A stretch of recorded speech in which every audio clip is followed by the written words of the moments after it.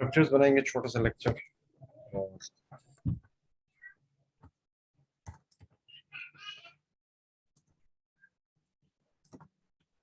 Data type पे जाएंगे, यहाँ पे लिखेंगे जी बैंक, ठीक है। क्रिएट, ये हमें ऑप्शन देगा स्ट्रक्चर का। कंटिन्यू, यहाँ पे हम कहेंगे बैंक डिटेल्स, ठीक है। या फिर चूंकि मुझे बैंक के टेबल का वो भी,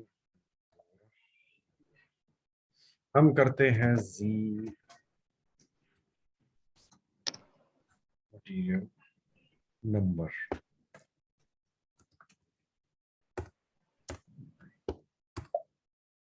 स्ट्रक्चर, कंटिन्यू, यहाँ पे हम देंगे,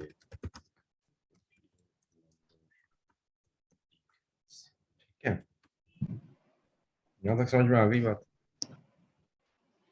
जी सर। अच्छा, अब आते हैं हम नेक्स्ट स्टेप पे। और वो नेक्स्ट स्टेप ऐसा है, यानी इसके 6-7 स्टेप्स हैं, एक दफा आप कर गुजरेंगे तो कोई मसला नहीं होगा आपको, ठीक है। यहाँ पे हम देंगे इसे नंबर, टाइपिंग मेथड जो है क्या होगा, types, type reference to type boxed. Type reference to किसी डेटा एलिमेंट के साथ आपने उसका रेफरेंस बनाना है परमानेंट, तो आप टाइप्स टू कर देंगे, ठीक है। वरना आप उसे टाइप ही बनाएंगे, फिलहाल के लिए टाइप ही आप करेंगे, ठीक है। यहाँ पे उसने ऑटोमेटिकली डेटा टाइप्स कहाँ से मैं उठा रहा हूँ, यस करें, जी मटेरियल लोकल ऑब्जेक्ट मैंने किया। मैटनर कहाँ से उठा रहे हैं हम, डेटा एलिमेंट, ये डोमेन से उठा रहे हैं। डोमेन में जाता हूँ, डबल क्लिक करके यहाँ प्रॉपर्टीज की देखता हूँ, पैकेज pmg, डेफिनेशन, रूटीन और वैल्यू रेंज, इसकी वो तो खैर खाली है। डेफिनेशन इसकी देख लेते हैं, तो डेफिनेशन दी हुई है डोमेन की। डेटा एलिमेंट इसका जो है वो हम देख लेते हैं, फॉर द कैरेक्टरिस्टिक्स, पैरामीटर्स मैटनर, parameter ID, component name material, field label material ही है, डेटा टाइप इसका डोमेन है, ठीक। अच्छा जी, मैक टेक्स्ट जो है ये क्या है, टेक्स्ट 40 कैरेक्टर, ये भी डोमेन है। मटेरियल डिस्क्रिप्शन, लेबल इसका क्या है, डिस्क्रिप्शन है, ठीक है।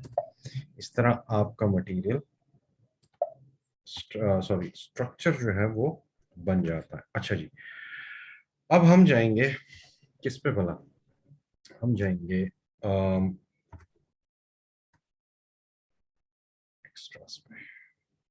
एक्स्ट्रास पे जाके एनहांसमेंट कैटेगरी लगाएंगे, is not classified, continue, can not be enhanced, और इसको कर देंगे कॉपी, ठीक, और इसको कर देंगे सेव, ठीक है।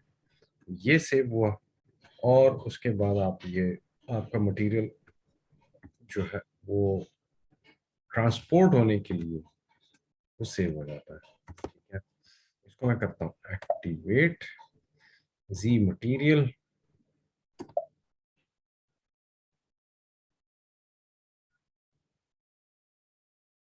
एक्टिवेट भी हो गया, ठीक है।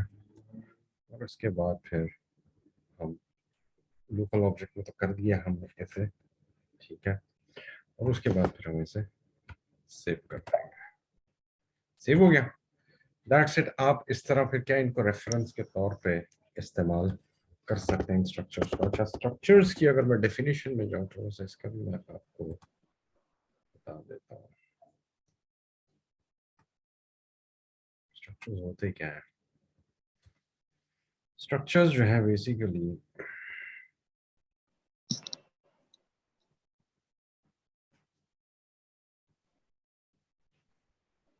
ओके,